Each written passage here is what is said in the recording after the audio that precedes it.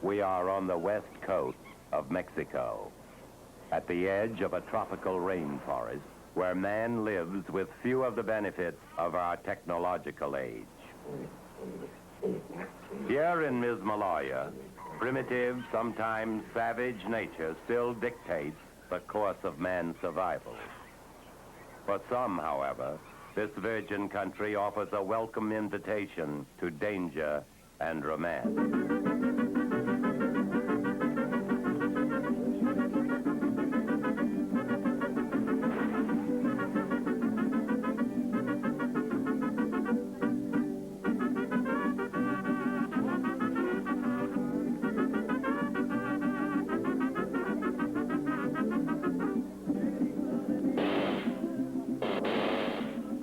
A motion picture company has come to Mismaloya.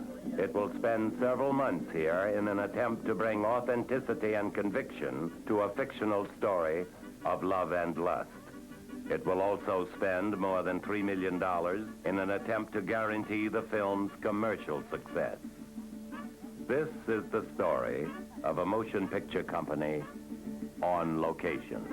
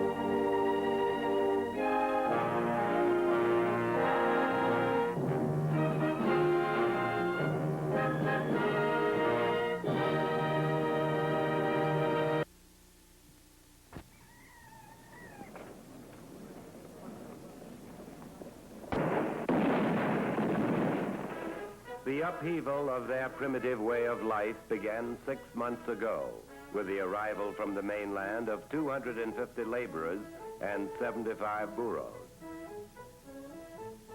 Houston's commission was simple, the challenge spectacular. Within 3 months, the rainforest must be cleared and a mile of roads laid.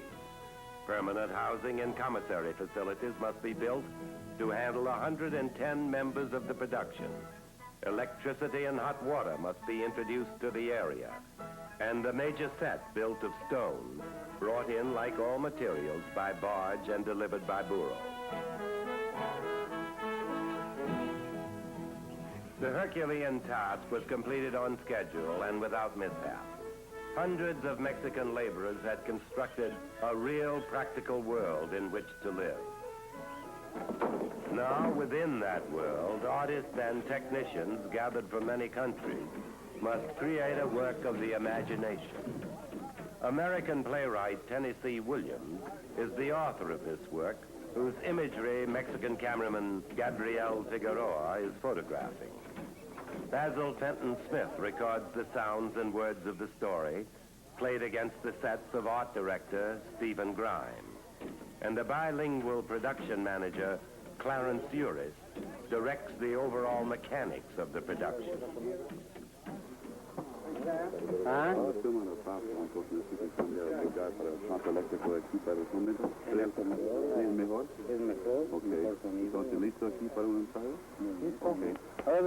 Say it in English now so I know what you're talking about.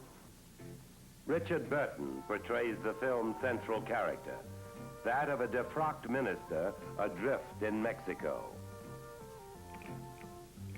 Ava Gardner plays the flamboyant owner of a tourist hotel on the outskirts of a resort town, while Deborah Kerr assumes the role of a gentle, mysterious spinster. Sue Lyon, whose previous screen role was of the nymphette Lolita, is cast as a precocious American teenager. The backbone of the production is, of course, the crew, comprised of 6 Hollywood specialists and 65 technicians from studios in Mexico City. The MGM 7 Arts production of Iguana will cost more than $3 million, requiring a big but carefully drawn budget that producer Ray Stark must administer with Houston's cooperation. Back in New York, it's quite a different thing. They say, when is it going to blow up? When is the volcano going to explode? What's happening between Ava and Richard? What's Sue Lyon doing? I try to tell them it's like a Boy Scout picnic. As a matter of fact, you've called it right on the nose. We're 2 days ahead of schedule on it. Not owing to my good offices nearly so much as for the crew, the Mexican crew. I've never known a crew to function better and more efficiently than this bunch of boys. They're proud of themselves and they're proud of each other. And We're ready, John. Just about if they're ready for the next shot. So let's go. Directing a picture is rather like being the director of an orchestra. You've got to bring a number of components together. It's a process of synchronization and harmonizing. All the various elements must finally combine into making the immediate scene at hand. And as you go to make each scene, the best rule that I know of for myself or for any other director is that each scene as you go to make it should be the most important scene of the film. I've been asked how I direct actors, tell them what to do. I direct as little as possible. These people are all creative talents. When I get to know an actor, this is the ideal. You can talk in a kind of code to him, and he picks up instantly. You get on the same wavelength, and he knows what you mean. Could I not have my famous phrase? Fantastic. Before I start.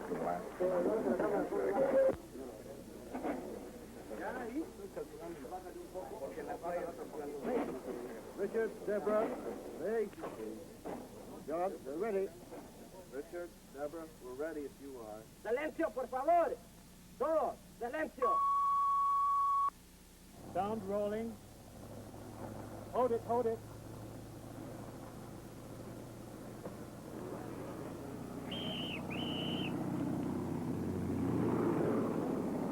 Luis, pide silencio, se va a tomar ya. Pide silencio, se va a tomar cambio. Okay.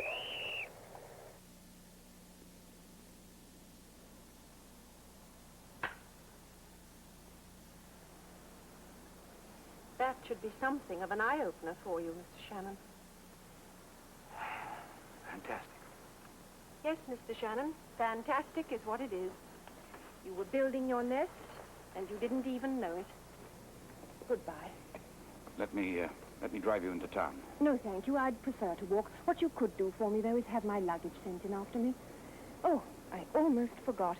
I found this in the pocket of my smock this morning when I was packing. I want you to have it. Oh, I couldn't possibly accept, Mr. Shannon. Take it, please. Hawk it. It'll pay your way back to the States. That's a real amethyst, so don't let the local loan shark give you less than 1,800 pesos for it. Its value has been established over the years. Very well, Mr. Shannon. I'll send the pawn ticket back to you so that you can redeem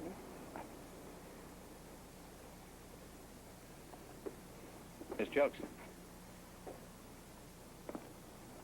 I want to look at you. I want to remember your face in case I don't see you again. And I doubt that I shall.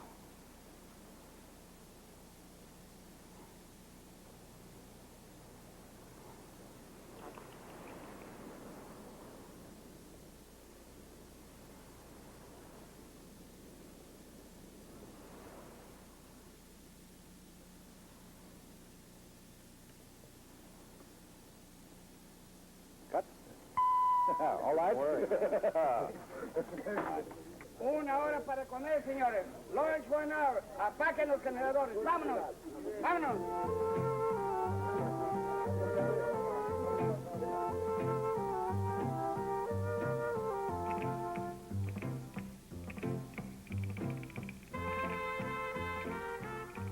Off the set as well as on, The Iguana is an unusual production. The company has even seen fit to provide cast and crew with an elaborate and well-stocked bar. 3 meals a day are served in the restaurant, with most foodstuffs flown into Puerto Vallarta from Mexico City and Guadalajara. The cuisine ranges from tacos to truffles, with the accent, however, on the spicier dishes. There are many ways to spend the leisure hour. A homesick crew eagerly attends mail calls. 17-year-old Sue Lyon, despite her growing wealth and fame, is still studying for a high school diploma. She has made friends with the Mismaloyan Indians and undertaken to record their customs and problems as the topic of her senior thesis. Aboard the yacht Bonito, producer Ray Stark puts through business calls around the world. I got you on the only telephone within 100 miles. Okay, tell Elliot Hyman that the on-France deal is just fine. We'll meet all day Sunday in Westport with Granny and him, and then set out Monday for London, if you'll make the reservations there. Right. Okay, that's just fine. Nothing else. No messages from here. Over and out. Ava Gardner, apparently unperturbed by rumors of sighted sharks, has skied in these waters virtually every afternoon for the past 3 months.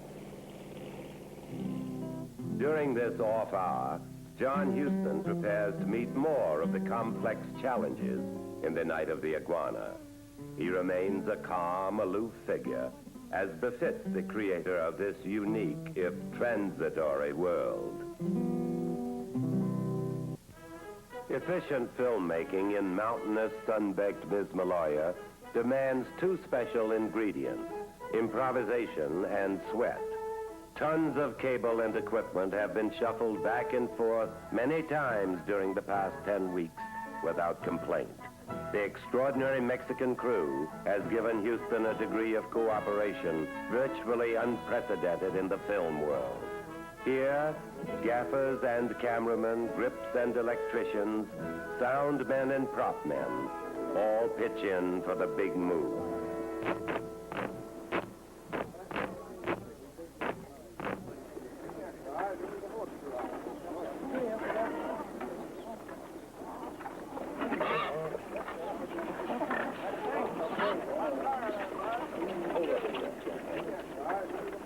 As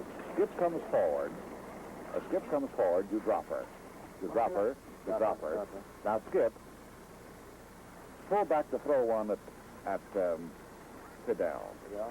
That's right. Now, all right, just a minute. That's right, just a minute now. Maybe a left. No? No. Pull back to throw one at Fidel. All right, now, honey, now, she does that. Just duck right underneath. Just run right underneath her. You see? Directing is simply my work, like painting is a painter's work, or writing a writer's work, or architecture, or science, or it's the thing I do. Sometimes there have been moments when, usually some years after my making a film, that I've sat back and looked at it with some pride. The reverse has also occurred. I've also experienced some shame. I hope, as one hopes actually each time one goes into a picture, starts making one, that this is the best, the one that's forthcoming. I don't think much beyond the picture that I am making. I hope that Night of the Iguana will be as good as any picture I ever made. I hope it'll be a little better.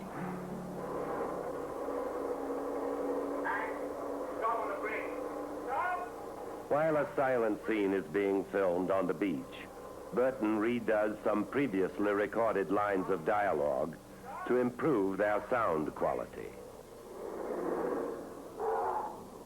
Okay. Hank, stop on the bridge.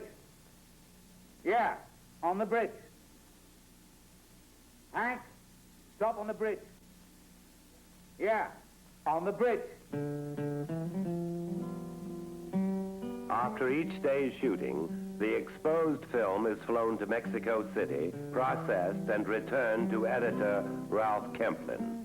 Before leaving Mismaloya, he will have assembled the picture in its final form. Have you got that?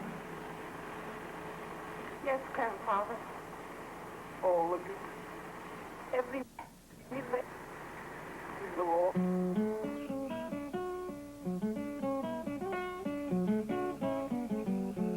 After a day's rest, the last of the night shooting gets underway.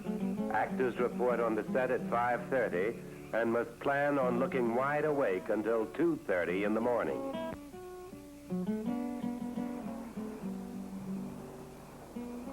The casual, the unsophisticated, motion picture-wise onlooker often says to me, "My, what patience you have." And I'm always a little surprised at that remark. He sees people standing around, apparently waiting for the sun to come out or some climactic condition to change, or until some mechanical thing is put right, or he hears an actor faltering in line and do that 2 or 3 times, and we say cut and start again. One paces oneself in making a film. It's a long race. It's a good 2 miles on the flat, and you know when to move and when to lie back on the pace. It doesn't require patience, rather understanding. Once more, please. Minus the pencil. Minus the pencil? Here. Throw the pencil away. No pencil this time. I know. It should be left there. It should be left. It was left there. Oh, I don't. The sound reloading?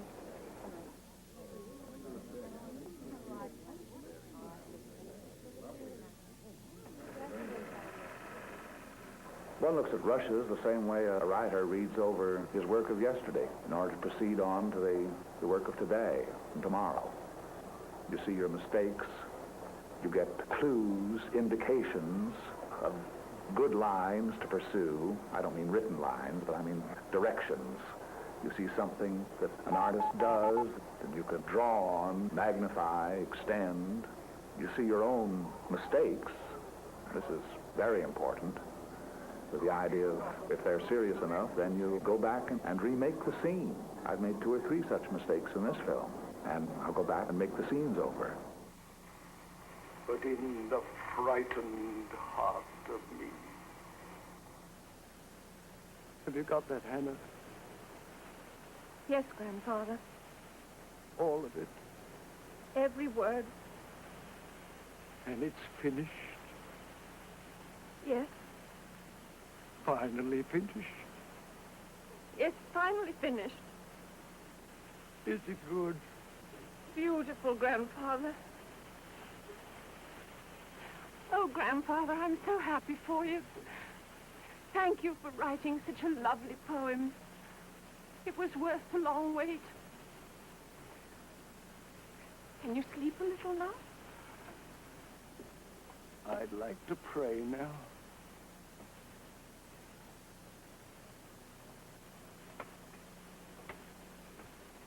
Cut.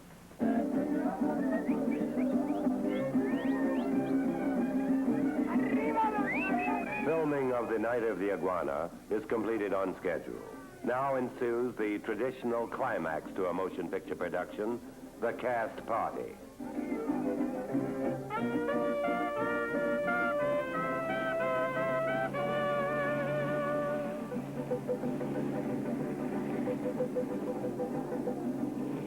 From Puerto Vallarta come more than 200 friends of the company, while from the United States has come a choice spread of delicatessen specialties, flown in at no small cost to the producer.